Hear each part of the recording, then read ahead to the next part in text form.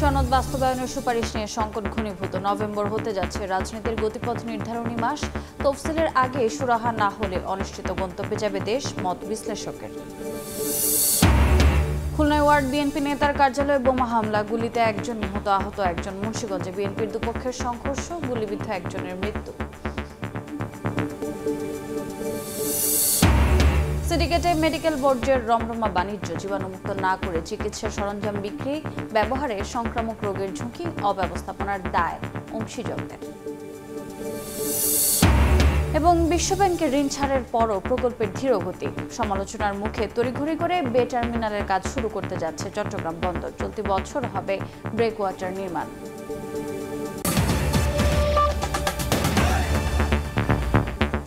সকালের সময়ের সঙ্গে আছে আমি রোজা চৌধুরী। একদিকে বিভিন্ন ইস্যুতে দলগুলোর পরস্পর বিরোধী অবস্থান, আবার সরকারের সঙ্গেও টানাপোড়েন। আর এসবের মধ্যেই আগামী মাসে নির্বাচনের তফসিল ঘোষণার আগে মীমাংসা করতে হবে গণভোট ও জুলাই সনদ বাস্তবায়ন ইস্যুর। আর সে কারণেই নভেম্বর হতে যাচ্ছে রাজনীতির গতিপথ নির্ধারণী মাস। বিশ্লেষকরা বলেন, আলোচনার মাধ্যমে সবকিছুর সুরাহা সম্ভব, নতুবা অনিশ্চিত গন্তব্যে যাবে দেশের রাজনীতি। ফারুক ভুঁইয়া রবিনের রিপোর্ট। আস্থাটা বিশ্বাসযোগ্যতা তারা এখানে বিশ্বাসঘাতকতা করেছেন, জনগণের সঙ্গে প্রতারণা করেছেন। মাইক্রো ক্রেডিটে বিরাট মানুষ, কিন্তু দেশের রাজনীতিতে এতই ছোট যে মাপাই যায় না। আমরা যদি মাঠে নামি তাতে সরকার টিকে থাকবে কিনা সন্দেহ। এই সরকারের বিভিন্ন কর্মকাণ্ড অতীতেও একটি বিশেষ দলের প্রতি আনুগত্যের বহিঃপ্রকাশ ঘটেছিল। গত সপ্তাহ জুড়েই অন্তর্বর্তী সরকারকে উদ্দেশ্য করে এমন সব তোপ দাগিয়েছে রাজনৈতিক দলগুলো যারা সরকারের প্রতি সমর্থন দিয়ে এসেছে গোড়া থেকেই। অথচ জুলাই সনদ বাস্তবায়নের সুপারিশ জমার পর প্রতারণা আর বিশ্বাসভঙ্গের অভিযোগ আনা হয় সরকার আর ঐকমত্য কমিশনের বিরুদ্ধে। 1971 সালকে ঘুরিয়ে দেওয়ার কোনো অবকাশ নেই। নোট অব ডিসেন্ট বা ভিন্নমত বাদ দেয় জুলাই সনদ বাস্তবায়নের সুপারিশ নিয়ে প্রকাশ্যে ক্ষোভ উগড়ে দিয়েছে বিএনপি। আবার রাষ্ট্রপতি নয়, প্রধান উপদেষ্টার স্বাক্ষরে সনদ বাস্তবায়ন আদেশ দাবিতে অনড় এনসিপি। অন্যদিকে জাতীয় নির্বাচনের আগে বিএনপি গণভোটের বিরোধী হলেও নভেম্বরেই চাই জামায়াত। নভেম্বরেই গণভোট দিতে হবে। তাদের দাবি এখন আমাদের উপর চাপাতে চাচ্ছে, জনগণের উপর চাপাতে চাচ্ছে।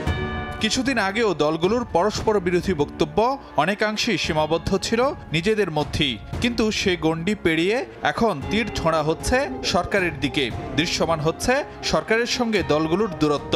কিন্তু কেন বদলে গেল পরিস্থিতি? মূল সমস্যা হলো এই সরকার যে দায়িত্ব নিয়েছে বা রাজনৈতিক দলগুলোর অভিপ্রায় অনুযায়ী সরকার গঠিত হয়েছে, সরকারের সময়সীমা ঠিক না করা। দ্বিতীয় সমস্যা হচ্ছে আস্থার অভাব। রাজনৈতিক দলগুলোর নিজেদের মধ্যে আস্থার সংকট আছে, আবার সরকারের প্রতিও তাদের আস্থার ঘাটতি আছে। সরকারও বিভিন্ন সময় বিভিন্ন পদক্ষেপ নিয়েছে। এই পদক্ষেপে কখনো কোনো দল খুশি হয়েছে, কখনো কোনো দল বেজার হয়েছে। বিএনপি বলতেছে রেফারেন্ডাম নির্বাচনের দিন, পার্লামেন্ট ইলেকশন দিন। ইউনূস সাহেব এবং অন্যান্য পার্টি তারা বলতেছে না, আগে দিতে হবে। নির্বাচনে জয়লাভ করলে বিএনপি নাও দিতে পারে।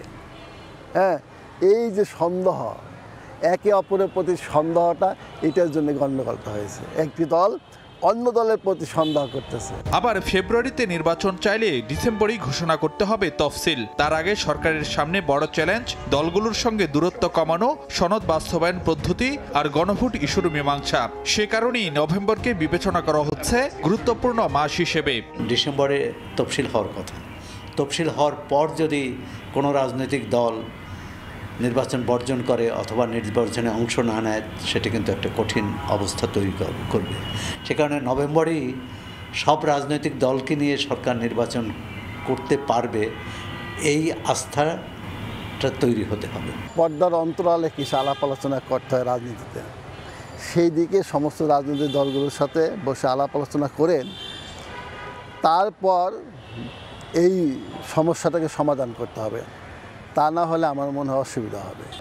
বিভিন্ন ইস্যুতে দলগুলোর তীব্র বিরোধটি অন্তর্বর্তী সরকারের জন্য অস্বস্তিকর। প্রকাশ্যে সে কথা জানিয়েছেন খোদ উপদেষ্টাদের কেউ কেউ। আলাপ আলোচনার পর আমরা প্রধান রাজনৈতিক দলগুলোর বক্তব্যের মধ্যে যে অনৈক্যের সুর দেখছি, এটা হতাশাব্যঞ্জক। ফারুক ভুঁইয়া রবিন, সময় সংবাদ, ঢাকা। নিয়ম নীতির তোয়াক্কা না করে অবৈধভাবে হাসপাতালের বর্জ্য বাইরে বিক্রি যেন ওপেন সিক্রেট। এর পেছনে কাজ করছে হাসপাতাল, সিটি কর্পোরেশন ও বর্জ্য ব্যবস্থাপনার সঙ্গে সম্পৃক্ত একটি চক্র।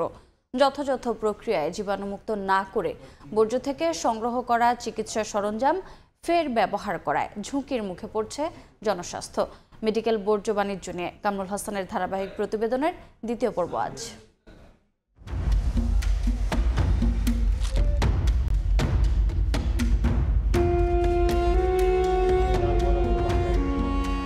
চিকিৎসা বর্জ্যকে স্পর্শকাতর হিসেবে গণ্য করা হলেও বিষয়টি নিয়ে অনেকটাই উদাসীন হাসপাতালগুলো।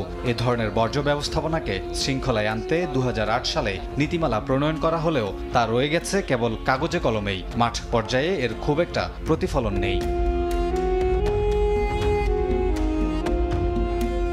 নীতিমালায় মেডিকেল বর্জ্য অপসারণ, ধ্বংস করা ও প্রক্রিয়াজাত নিয়ে সুস্পষ্ট নির্দেশনা থাকলেও মানা হচ্ছে না মোটেও। তদারকির জন্য দায়িত্বশীলরা যেন দেখেও দেখেন না, ফলে মেডিকেল বর্জ্য নিয়ে ঝুঁকি এড়ানো যাচ্ছে না।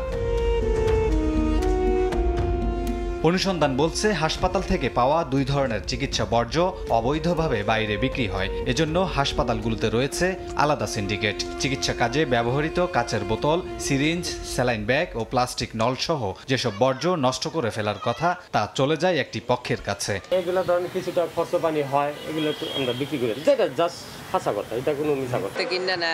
পার্টি আছে, মানে লোক আছে, সব সময় না, প্রতিদিন আসে। পরবর্তীতে এই সিন্ডিকেটের মাধ্যমে পুনঃব্যবহারযোগ্য বর্জ্য সঠিক প্রক্রিয়ায় জীবাণুমুক্ত না করেই পরিষ্কার ও প্যাকেটজাত করে ওষুধের দোকান, বিভিন্ন হাসপাতাল ও ক্লিনিকে পৌঁছে যায়। এসব উপকরণ সঠিকভাবে জীবাণুমুক্ত না হলে পুনঃব্যবহারে থাকে সংক্রামক রোগের ঝুঁকি। প্রায় একই অবস্থা পুনঃচক্রায়নযোগ্য চিকিৎসা বর্জ্যের ক্ষেত্রে। ব্যবহৃত সিরিঞ্জ, ব্লেড, ছুরি, কাঁচি, রক্তের ব্যাগ ও নল, ধাতব উপকরণ নষ্ট না করে সংক্রামিত অবস্থাতেই ভাঙারি দোকানে বিক্রি করা হয়। এসব বর্জ্য পরিবহনের সঙ্গে সংশ্লিষ্টদের থাকে বিভিন্ন সংক্রামক রোগে আক্রান্ত হওয়ার ঝুঁকি। করতে করতে একটু অভ্যাস হয়ে গেছে, প্রায় 7-8 বছর ধরে করতেছি, তো আল্লাহর মধ্যে কোনো কিছু হয়নি। আমার আগে আরো অনেকজনই করছে। শুধু মেডিকেল বর্জ্যকে ঘিরে পুরান ঢাকার চকবাজার ও লালবাগ এলাকায় গড়ে উঠেছে শতাধিক ভাঙারির দোকান। এর মধ্যে নামাপাড়া, টাইগার গলি, ইসলামবাগ, বাঁশপট্টি, শহীদনগর, কিল্লার মোড় বিশেষভাবে উল্লেখযোগ্য। সরজমিনে দেখা গেছে এসব এলাকায় গড়ে ওঠা ছোট ছোট দোকানে মজুত রাখা হয়েছে পরিত্যক্ত স্যালাইন, সিরিঞ্জ, নল, যা অরক্ষিতভাবেই বাছাই করছে শিশু থেকে বিভিন্ন বয়সী মানুষ। হাত সুই ঢেকে হাত কাইটে বহুত কিছু, স্বাস্থ্য খারাপ হলে তো আর করার কিছু নেই, পেটে তো বাদ দেওয়া লাগবে।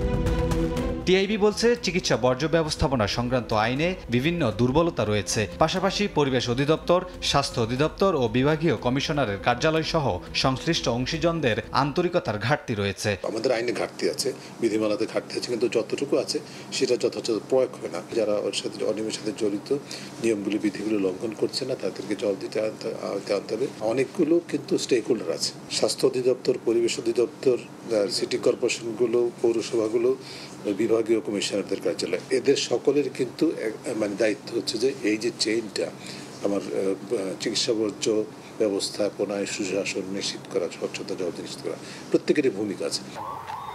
মেডিকেল বর্জ্য নিয়ে চলমান অব্যবস্থাপনা কাটিয়ে উঠতে সরকারের সংশ্লিষ্ট মহল এখনই এগিয়ে না এলে ভবিষ্যতে এই সমস্যা আরও প্রকট হবে বলে মনে করেন সংশ্লিষ্টরা।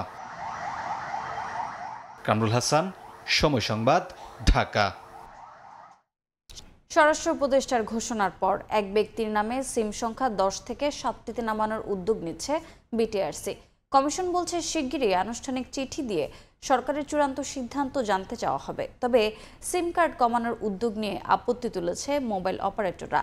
তারা বলছে এই সিদ্ধান্ত বাস্তবায়ন হলে 1,20,00,000 গ্রাহকের 3,80,00,000 সিম কার্ড বন্ধ হবে। শুভ খানের রিপোর্ট। তারবিহীন ওয়াইফাই সেবা, ভেহিকেল ট্র্যাকিং সহ নানা কাজে বাড়ছে সিম কার্ডের ব্যবহার। অপরদিকে আর্থিক জালিয়াতি, প্রতারণা সহ অপরাধমূলক কর্মকাণ্ড ঘটছে মোবাইল ফোনের মাধ্যমে। এসব অপরাধ নিয়ন্ত্রণে 1 নভেম্বর থেকে এক ব্যক্তির নামে সিম সংখ্যা 15 থেকে নামানো হয়েছে 10টিতে। এতে বন্ধ হচ্ছে প্রায় 67 লাখ সিম। এই রেশ না কাটতেই জাতীয় নির্বাচনের আগে আইনশৃঙ্খলা পরিস্থিতি নিয়ন্ত্রণে সিম সংখ্যা 10 থেকে 7টিতে নামানোর ঘোষণা দিয়েছেন স্বরাষ্ট্র উপদেষ্টা। নির্বাচনের আগে আমরা হয়তো 7টার ভিতরে যদি আসতে পারি। বিটিআরসির তথ্য মতে বর্তমানে দেশে প্রায় 6 কোটি 76 লাখ গ্রাহকের হাতে আছে 18 কোটি 79 লাখ মোবাইল সিম। এর মধ্যে প্রায় 80% গ্রাহকের নামে আছে 1 থেকে 5টি সিম কার্ড, 6 থেকে 10টি সিম কার্ড আছে 1 কোটি 20 লাখ গ্রাহকের। সরকারি ঘোষণা বাস্তবায়ন হলে বন্ধ হবে 3 কোটি 80 লাখ সিম কার্ড। যারা ব্যবসা বাণিজ্য করে ওনাদের কিন্তু সিম বেশি লাগে। 3টা থেকে 4টা সিম হইলে হয়, 2টা হইলে হয়। আমি কিভাবে ইউজ করতেছি এটা অবশ্যই আমাদের নৈতিকতার উপর ডিপেন্ড করবে। প্রতিটি সিম কার্ডে বড় অঙ্কের ভর্তুকি দেয় মোবাইল অপারেটররা। তাদের দাবি সিম সংখ্যা কমালে বছরে 2000 কোটি টাকার রাজস্ব বঞ্চিত হবে সরকার। গলতটা হচ্ছে আসলে ন্যাশনাল আইডি ডেটাবেস চুরি হয়ে গেছে। আপনি সিম একটা করলেও যা অবস্থা হবে, 20টা করলেও তাই হবে। ব্যাপারটা ইভালুয়েটেড হোক, ইমিডিয়েটলি হয়তো আবার ইমিডিয়েটলি সাথে নেমে আসা will be very very challenging. সব স্টেক হোল্ডার আছে কিভাবে এই ফ্রডুলেন্ট অ্যাক্টিভিটিসকে আমরা চেক করতে পারি, not by reducing SIMs. BTRC বলছে আইওটি সেবার জন্য আলাদা সিরিজের সিম কার্ড দেওয়া হচ্ছে। ব্যক্তিগত ব্যবহারের জন্য সিম সংখ্যা 10 থেকে আরো কমাতে সরকারের চূড়ান্ত মতামত চেয়ে চিঠি দেওয়া হবে। একটা মানুষের ইভেন 10টা সিম থাকার কোনো যৌক্তিকতা নাই। আসলে সরকারের অনুমোদন চাবো, সরকারের মতামত চাবো এই ব্যাপারে, যে আমরা আরো এক ধাপ নামিয়ে নিয়ে আসবো। বর্তমানে এক ব্যক্তির নামে ভারতে 9টি, পাকিস্তানে 5টি ও মালদ্বীপে 10টি সিম নেওয়া যায়। শুভ খান, সময় সংবাদ, ঢাকা।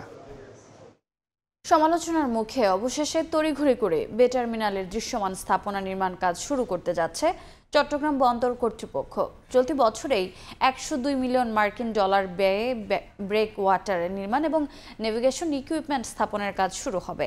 বিশ্বব্যাংকের 650 মিলিয়ন মার্কিন ডলার ঋণ ছাড় হওয়ার পরেও কাজ শুরুতে ধীরগতি হওয়ায় সমালোচনার মুখে পড়ে বন্দর। শাখাউত চুপুর ক্যামেরায় বিস্তারিত জানাচ্ছেন কমল দে।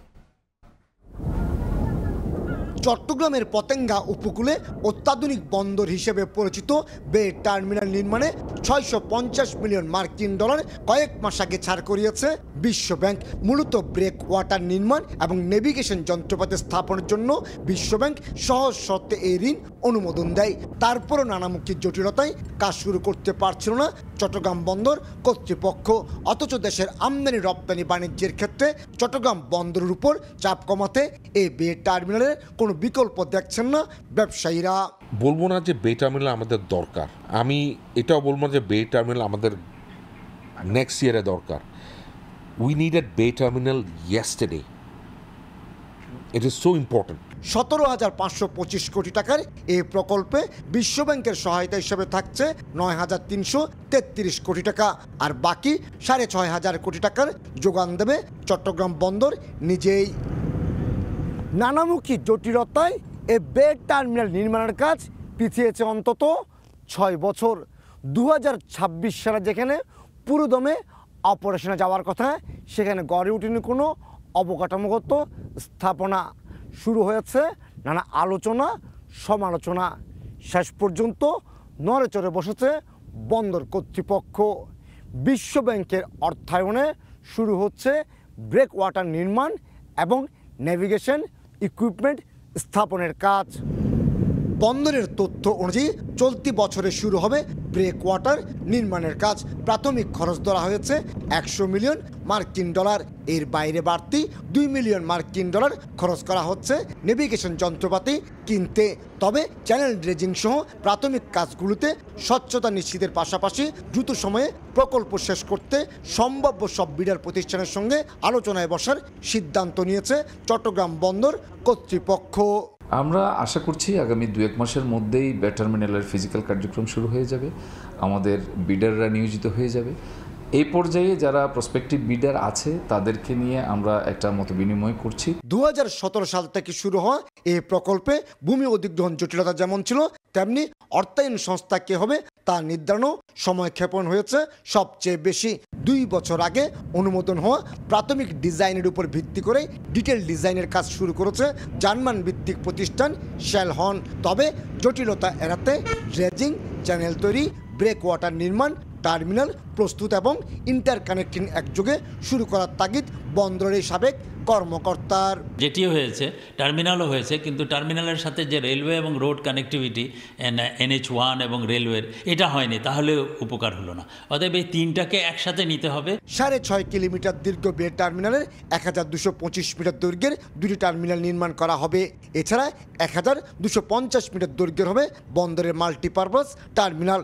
আর 2030 সালে সম্ভাব্য অপারেশনে যাওয়া এই বে টার্মিনালে বিনিয়োগের আগ্রহ দেখিয়েছে সিঙ্গাপুর পোর্ট অথরিটি, দুবাই ভিত্তিক প্রতিষ্ঠান ডিপি ওয়ার্ল্ড। কমল দে, সময় সংবাদ, চট্টগ্রাম। পটুয়াখালীর আদালতে বাড়ছে মামলা জট। জেলার 29টি আদালতে বিচারক মাত্র 26 জন। পাশাপাশি রয়েছে সাক্ষী হাজিরায় গাফিলতি। আদালতে ঘুরতে ঘুরতে ভোগান্তিতে বিচার প্রার্থীরা। মামলা জট কমাতে বিচারক নিয়োগের দাবি আইনজীবীদের। পটুয়াখালীর বাউফলের কেশবপুর ইউনিয়নের বাসিন্দা শঙ্করচন্দ্র ধুপি আদালতের বারান্দায় ঘুরতে ঘুরতে তার পার হয়ে গেছে 1 যুগের বেশি। তারপরও তিনি পাননি বিচার। 54 বছর পর্যন্ত এই মামলার পিছনে আমি ঘুরতে আসি, আমি ন্যায় বিচার পাইতে আসি না। কারণ আমার ঠিকানা 70 মাইল দূরে দিয়া এরা বিবেদীরা আমার বিরুদ্ধে মামলা আনায়ন করছে। পটুয়াখালীতে বাড়ছে মামলার জট। সংশ্লিষ্টরা বলছেন জেলার 29টি আদালতে বিচারক রয়েছে 26 জন। পাশাপাশি রয়েছে সাক্ষী হাজিরায় গাফলতি। এ কারণে ব্যাহত হচ্ছে বেশিরভাগ মামলার বিচার কাজ। আর আদালতে ঘুরতে ঘুরতে ভোগান্তিতে বিচার প্রার্থীরা। মামলার রায় পাই না, আমি আমার জীবনটাই তো শেষ হয়ে গেলে স্যার, আমি তখন বাঁচার কোনো কায়দা নাই। আপিল হয়েছে, আপিলের পরে আজ 7 বছর। আমার বাবা অসুস্থ, বাবা শেষ হয়েছে, এখন আমি ওই 5 বছর করতে আছি। এখনো যে মামলা কোনানে আছে, আমি এত কষ্ট করছি, এত হরান হয়েছি। একটা কোর্ট থাকায় এখানে ব্যাপক আকারে সমস্যা হচ্ছে। আমার মনে হয় একাধিক কোর্ট হলে মামলাগুলো বিভক্তি হয়ে গেলে এটার একটা মূল কারণ। মামলা জট কমাতে বিচারক নিয়োগের দাবি আদালত সংশ্লিষ্টদের। রেগুলার কোর্ট করার পর এই মামলাগুলো উনি নিষ্পত্তি করার জন্য আপ্রাণ চেষ্টা করে যাচ্ছেন আমাদের বিজ্ঞ বিচারক মহোদয় যারা আছেন। কিন্তু যদি স্পেশালি এই সকল আদালত থাকতো তাহলে মামলা আরো বেশি নিষ্পত্তি হতো এবং আমাদের মামলার জট আমরা আরো কমাইতে পারতাম। দেওয়ানি ও ফৌজদারি মিটিয়ে পটুয়াখালীর আদালতে প্রায় 60,000 মামলা চলমান। সময় সংবাদ, পটুয়াখালী। কাজ শেষে ফেরা হলো না বাড়ি। রংপুরে বেপরোয়া ট্রাকের ধাক্কায় প্রাইভেট কার দুমড়ে মুচড়ে প্রাণ গেল। তিস্তা পাওয়ার প্ল্যান্টের এক প্রকৌশলী সহ 2 জনের। আহত হয়েছেন আরও এক প্রকৌশলী। ঘাতক ট্রাক জব্দ করলেও পালিয়েছেন চালক ও হেলপার। কাজ শেষে বাসায় ফেরার পথে প্রাণ গেল তিস্তা পাওয়ার প্ল্যান্টের প্রকৌশলী সহ 2 জনের।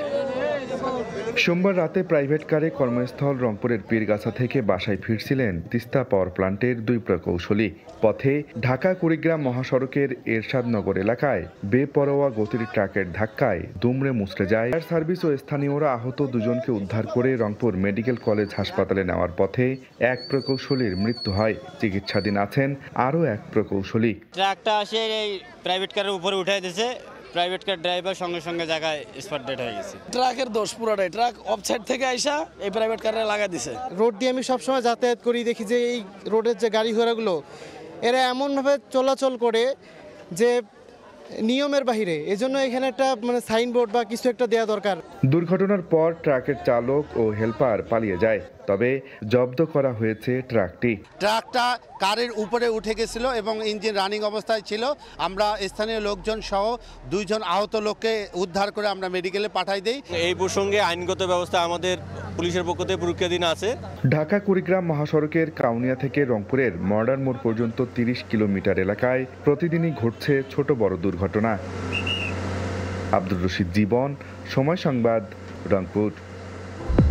বরিশালে বাড়ছে জলাতঙ্কে আক্রান্তের সংখ্যা। পোষা প্রাণীর কামড়ে আক্রান্ত হয়ে সম্প্রতি এক যুবকের মৃত্যুতে উদ্বেগ আরও বেড়েছে।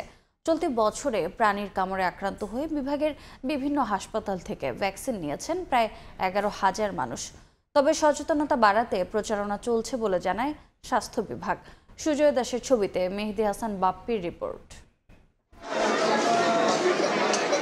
জলাতঙ্কের ভ্যাকসিন নিতে রোগীদের ভিড়, অনেককে অপেক্ষা করতে হচ্ছে দীর্ঘ সময়। দক্ষিণাঞ্চলে হঠাৎ জলাতঙ্কের প্রকোপ। বরিশাল জেনারেল হাসপাতালে প্রতিদিন এ রোগের ভ্যাকসিন নিচ্ছেন 300 থেকে 400 জন, যাদের বেশিরভাগই আক্রান্ত হয়েছেন নিজেদের পোষা বিড়ালের দ্বারা। খেলতেছিল আমাদের বাসায় একটা পালা বিড়াল, তখন আচর দিছে ময়লা ওই বাগানে ফালা নিয়ে ধরছি, তখন আর কি কুত্তে পিছন দিয়া ওই হাত দিয়ে থাবা দিচ্ছে। কামড় দেওয়ার পর ওটার সাথে সাথে রক্ত বের হয়েছিল, পরে আমি ওটা চিপ দিয়ে রক্তটা বের করে দিই। ওনাদের এখানে কোনো নিয়ম শৃঙ্খলা নাই, আর এইভাবে হলে তো আসলে ভ্যাকসিন নেওয়া যায় না। এই ওষুধটা আসলে সারা বরিশালে মাত্র একটা। শখের বশে অনেকেই বাসায় কুকুর ও বিড়াল পুষে থাকেন। চিকিৎসকদের মতে স্তন্যপায়ী এসব প্রাণীর কামড়ের দ্বারা মুখে লালা প্রবেশ করায় বাড়ছে রোগটিতে আক্রান্তের সংখ্যা। জলাতঙ্ক হলে যদি লক্ষণ প্রকাশ পায় তখন আর আসলে সেখান থেকে কামব্যাক করার কোনো সুযোগ নাই, যেহেতু এটা একটা প্রাণঘাতী রোগ। সুতরাং সবাইকে আসলে উচিত যে পোষা প্রাণীর ভ্যাকসিনটা করে নেওয়া নিজেদের নিরাপত্তার স্বার্থে। স্বাস্থ্য বিভাগ বলছে সচেতনতা বাড়াতে জেলা জুড়ে নিয়মিত প্রচারণা চালানো হচ্ছে। যতটুকু ব্যবস্থা নেওয়ার কথা সেভাবে আমরা ব্যবস্থা নিচ্ছি। আর কিউরেটিভের ব্যাপারে আমি বলবো, যারা কামড়াচ্ছে এগুলো 100% আমরা ট্রিটমেন্ট আমার সদর হাসপাতাল থেকে আমি এনশিওর করছি।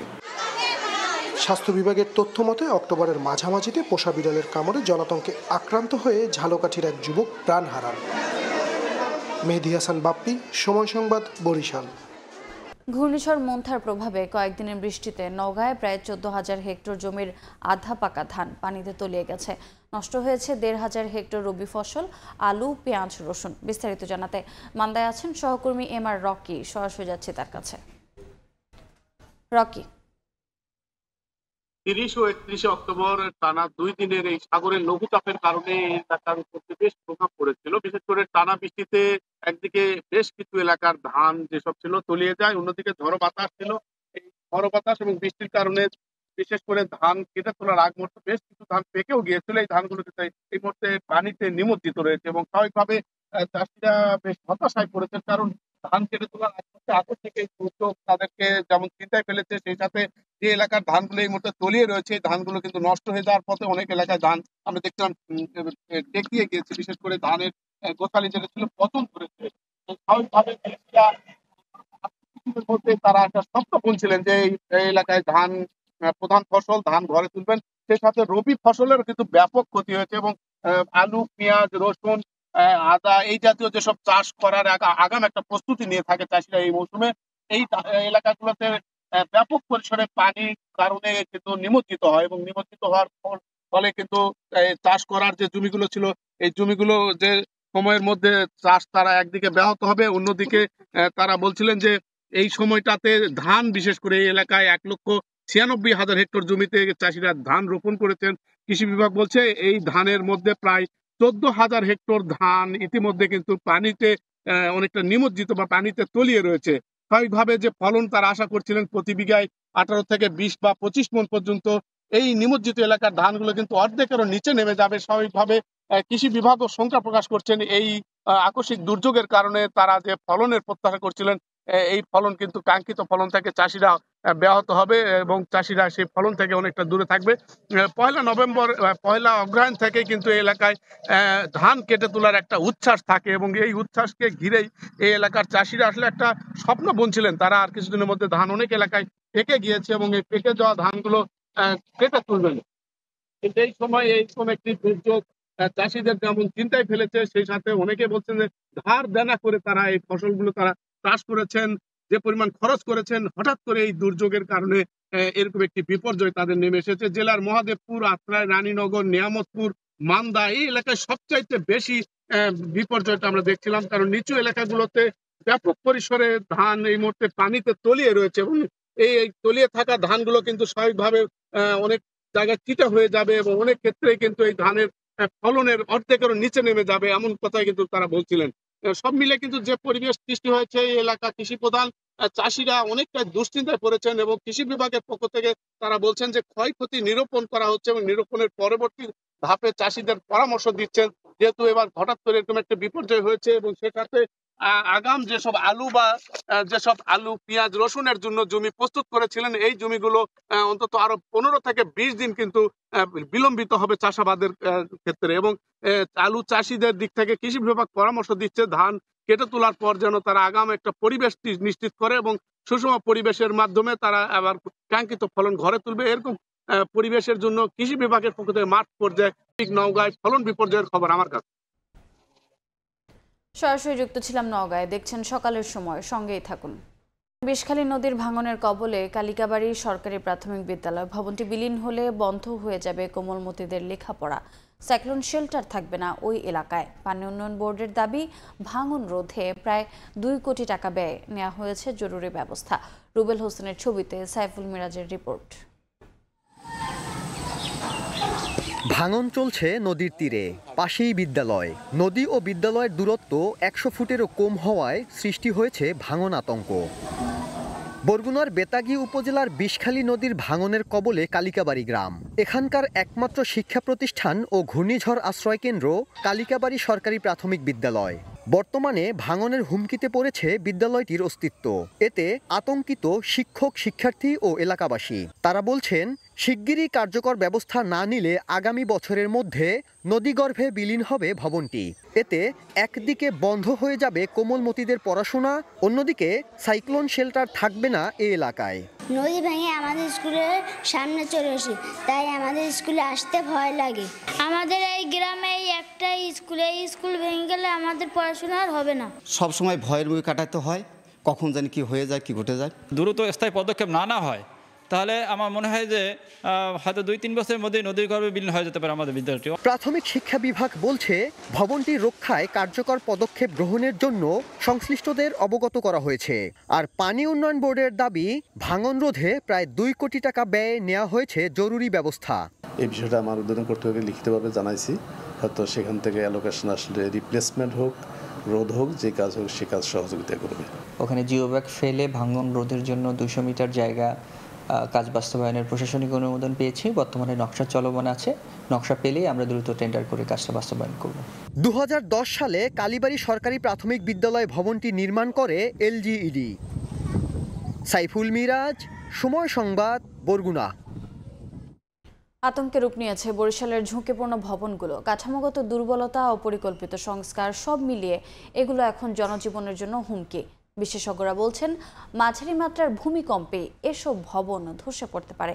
আইনি জটিলতার কথা জানিয়ে বিগত দিনে ঝুঁকিপূর্ণ ভবন উচ্ছেদ সম্ভব হয়নি জানিয়েছে বরিশাল সিটি কর্পোরেশন।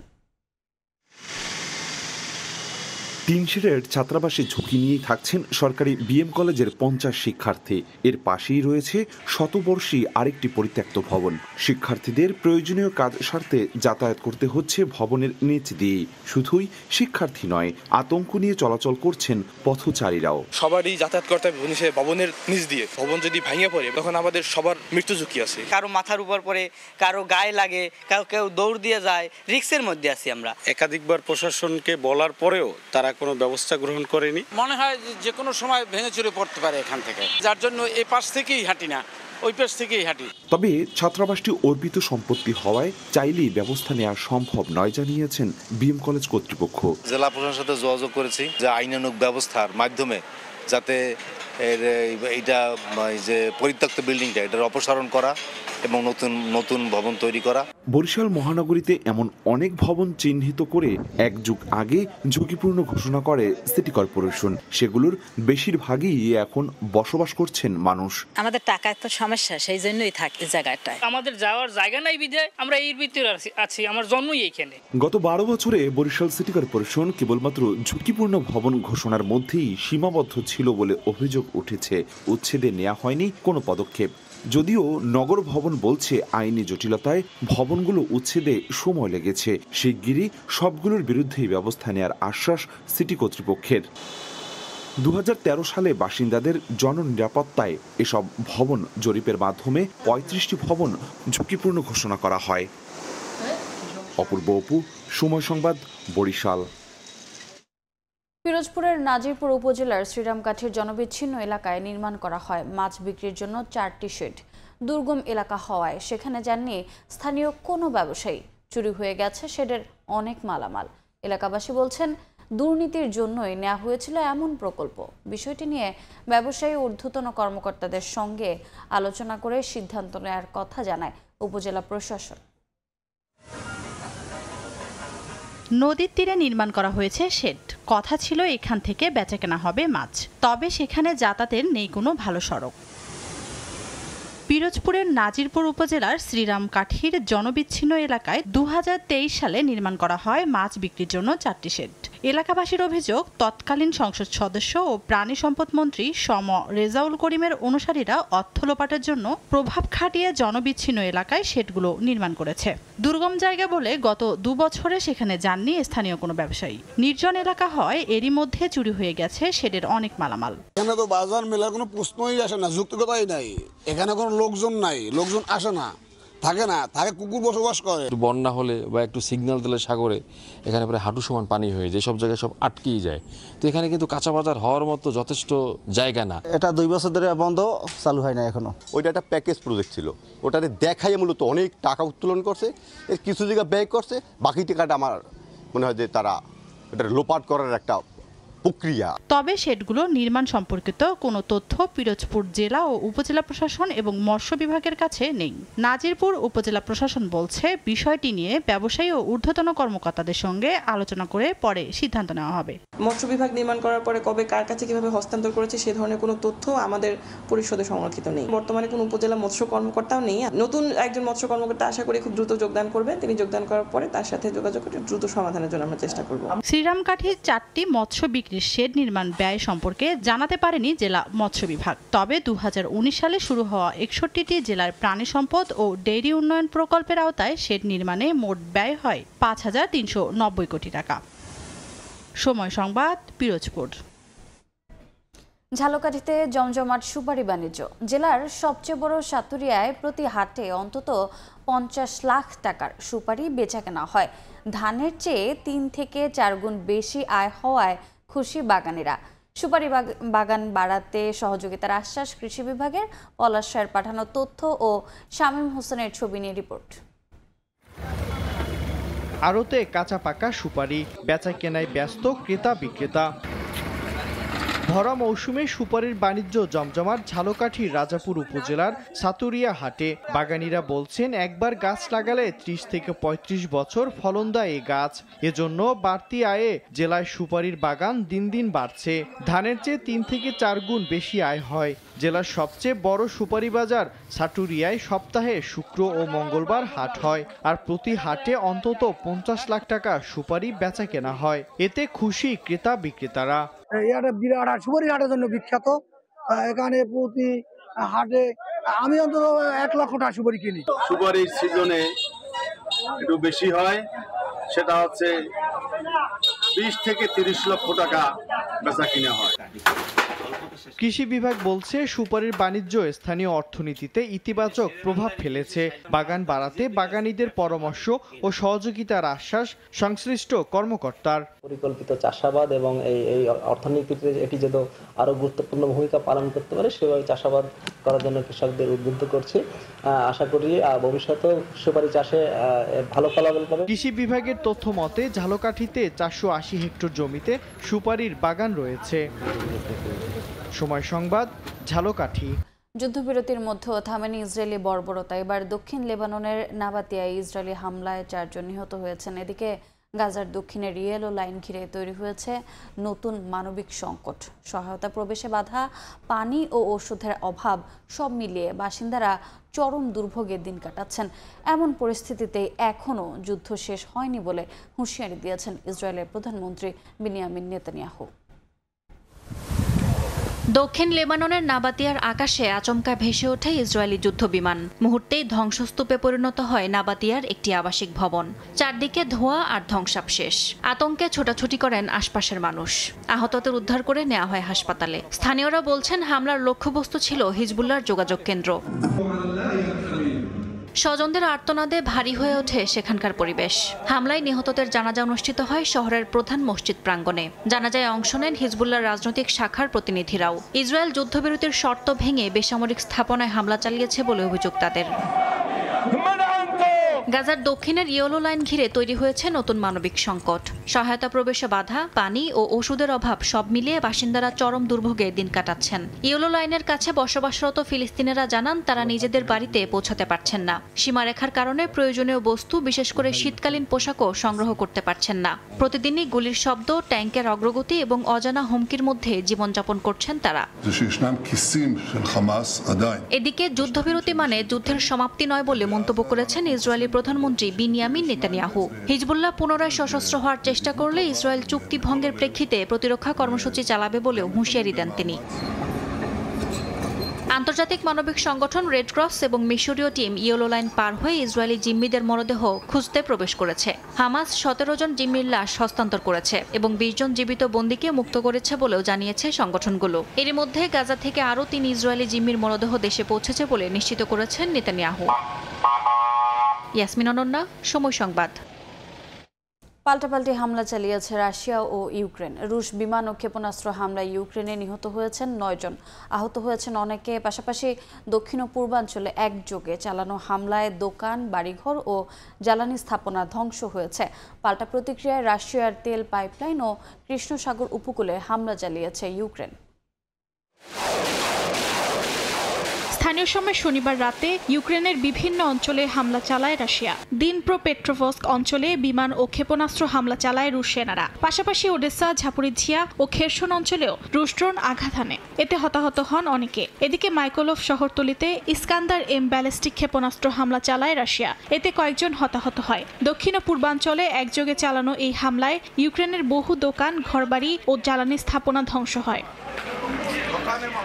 ইউক্রেনের ওপর রাশিয়ার এসব হামলায় বিদ্যুৎ বিচ্ছিন্ন প্রায় 60,000 বাসিন্দা। কর্তৃপক্ষ জানায় নিরাপত্তা পরিস্থিতি স্বাভাবিক হলেই মেরামত কাজ শুরু হবে। দেশটির জাতীয় বিদ্যুৎ সংস্থা ইউক্রেনার্গো জানায় জ্বালানি স্থাপনায় ব্যাপক ড্রোন ও ক্ষেপণাস্ত্র হামলার কারণে পুরো দেশেই লোডশেডিং হচ্ছে।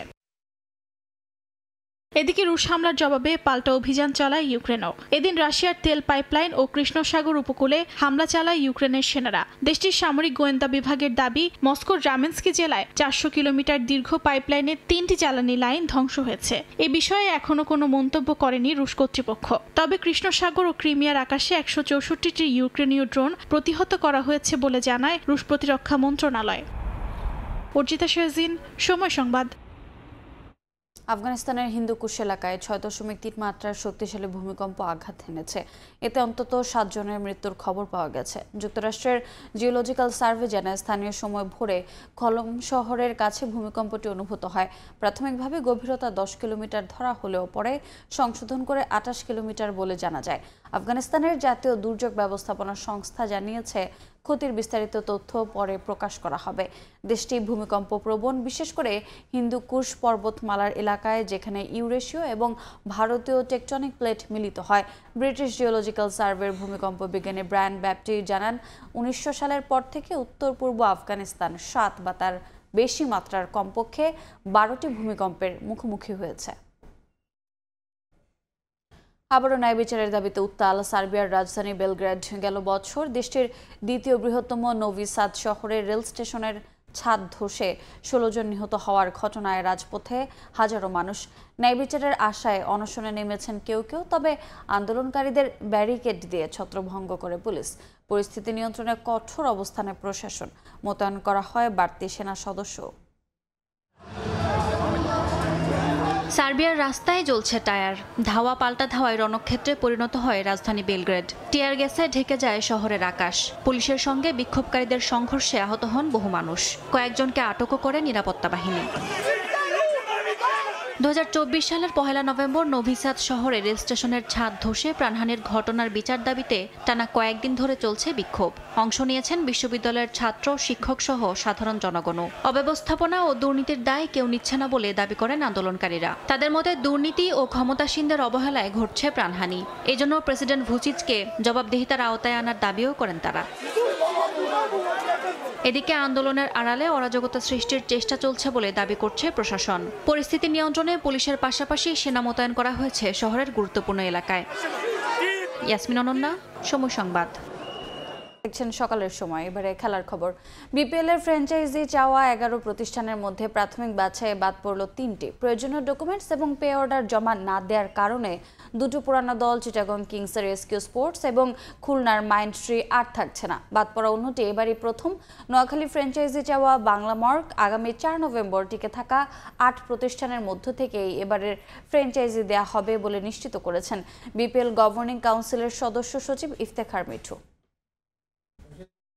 যোগ্যতা আসলে যারা ভালো তারাই আসবে, দ্যাট ইজ দ্য যোগ্যতা। যারা খারাপ মন্দের ভালো আসলে আমরা খুঁজছি। চীনের দুঃখ হোয়াংহো আর বাংলাদেশ ক্রিকেটের দুঃখ বিপিএল। দেশের একমাত্র ফ্র্যাঞ্চাইজি টুর্নামেন্টটি এতদিনেও পায়নি পেশাদার কোনো রূপ, যে কারণে প্রতিবার একরাশ আশা দেখিয়ে শুরু হলেও কোন আসরের চেয়ে কোন আসর বেশি খারাপ থেকে যায় সেই প্রতিযোগিতা। তবে এবারের পরিস্থিতি কিছুটা ভিন্ন, যার প্রমাণ বিসিবির আইনজীবীর এই বক্তব্য। প্রমাণটা আরও শক্তপোক্ত করল বোর্ডের কার্যক্রম। এবারের আসরে ফ্র্যাঞ্চাইজি চাওয়া 11 প্রতিষ্ঠানের মধ্যে 3টিকেই বাদ দিয়েছে গভর্নিং কাউন্সিল। মূলত প্রয়োজনীয় ডকুমেন্টস এবং ফ্র্যাঞ্চাইজি ফির পে অর্ডার জমা না দেয়াতেই এ সিদ্ধান্ত নিয়েছেন তারা। এতদিন কাগজে কলমে থাকলেও এবার শুরু থেকেই হার্ডলাইনে BCB. Bangladesh premier league, BPL governing council 3টি প্রতিষ্ঠানকে ইউআই প্রক্রিয়ার অনুমোদিত নন কমপ্লায়েন্ট হিসেবে চিহ্নিত করেছে। প্রতিষ্ঠানগুলি হলো SQ sports enterprise, Bangla mark limited, Mindtree ও রূপসী কংক্রিট লিমিটেড কনসোর্টিয়াম। ইউআইতে যে ডকুমেন্ট দেওয়ার কথা ছিল সেই ডকুমেন্টগুলি ওনারা ইনক্লুডিং পে অর্ডার 2 কোটি টাকা, ইনক্লুডিং পে অর্ডার এইগুলি সহকারে এর জন্য ওনারা কোয়ালিফাই করেন। সময় নেই খুব একটা, দ্রুতই ঘোষণা করতে হবে ফ্র্যাঞ্চাইজিদের নাম। এত তাড়াহুড়াতেও কোনো ভুল করতে চায় না গভর্নিং কাউন্সিল, তাই তাদের স্পষ্ট বার্তা, টিকে থাকা 8 প্রতিষ্ঠান থেকেই দেয়া হবে এবারের ফ্র্যাঞ্চাইজি। তবে শর্ত পূরণ করতে না পারলে রাখা হবে না কাউকেই। আমরা তো বলছি যে 4টা, সেটা আসলে পরে বলতে পারবো 4টা 5টা 6টা যেটাই হয়, আমরা জোর করে টিম নিব না। গত বিপিএল এর চিটাগং কিংস ফ্র্যাঞ্চাইজি মালিক প্রতিষ্ঠানের সঙ্গে বিসিবির টানাপোড়েন বেশ পুরানো, কিন্তু এবার আর কোনো সুযোগ দিতে রাজি নয় বোর্ড। তাই তো অভিযোগের পাহাড় কমানোর জন্য আইনি পথেই এগোচ্ছে বিসিবি। শন টেট তাদের কাছে প্রায় $37,000 পায়। রোজ ভিউ হোটেল সিলেট তারা প্রায় 17 লক্ষ টাকার একটা ক্লেম দিয়েছে। তারপরে আপনার আমাদের শেরাটন হোটেল একটা 29 লক্ষ টাকার ক্লেম দিয়েছে। তার কাছ থেকে টাকা রিকভার করার জন্য যত আইনি প্রক্রিয়া কোনোটাই আমরা কোনো কার্পণ্য রাখছি না, and we are taking very strong legal action. এবারের বিপিএল এ ফ্র্যাঞ্চাইজি দেওয়ার ক্ষেত্রে বিসিবির প্রায়োরিটি দুটো। আর্থিক লেনদেনের সঙ্গে ফ্র্যাঞ্চাইজিদের মেনে চলতে হবে অ্যান্টি ফিক্সিং আইন। নিয়ন মোহাইমেন, সময় সংবাদ, ঢাকা। শীর্ষ সংবাদগুলো জানিয়ে দিচ্ছে আরেকবার। সনদ বাস্তবায়নের সুপারিশ নিয়ে সংকট ঘনীভূত, নভেম্বরে হতে যাচ্ছে রাজনীতির গতিপথ নির্ধারণের মাস। তফসিলের আগে সুরাহার না হলে খুলনায় ওয়ার্ড বিএনপি নেতার কার্যালয়ে বোমা হামলা, গুলিতে 1 নিহত, আহত 1। মুন্সিগঞ্জে বিএনপির দুপক্ষের সংঘর্ষ, গুলিবিদ্ধ 1 জনের মৃত্যু। এবং বিশ্বব্যাংকে ঋণ ছাড়ের পরও প্রকল্পের ধীরগতি, সমালোচনার মুখে তড়িঘড়ি করে বে টার্মিনালের কাজ শুরুতে করতে যাচ্ছে চট্টগ্রাম বন্দর। চলতি বছর হবে ব্রেকওয়াটার নির্মাণ।